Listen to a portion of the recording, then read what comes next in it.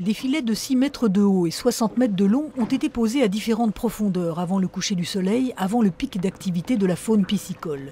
Ils doivent être relevés à l'aube, mais ce ne sont pas des pêcheurs qui s'appliquent à la tâche. On est des observateurs du milieu et on voit un milieu aquatique qui se restaure, qui depuis des années avait été dégradé.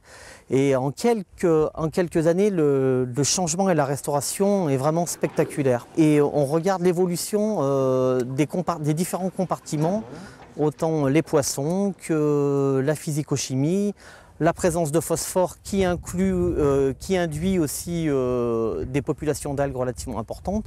Et ça, c'est vraiment, tout va dans le bon sens. Le bon sens, c'est le suivi écologique du lac mis en place dans les années 80 par le CISALB, le comité intersyndical pour l'assainissement du lac du Bourget. Depuis 2 ans, une étude scientifique de la faune piscicole est venue enrichir ce suivi.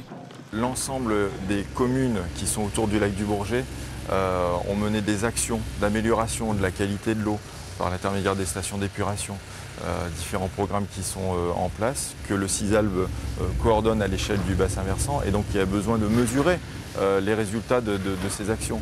Et donc le meilleur indicateur va être la qualité de l'eau, mais également la faune qui y vit.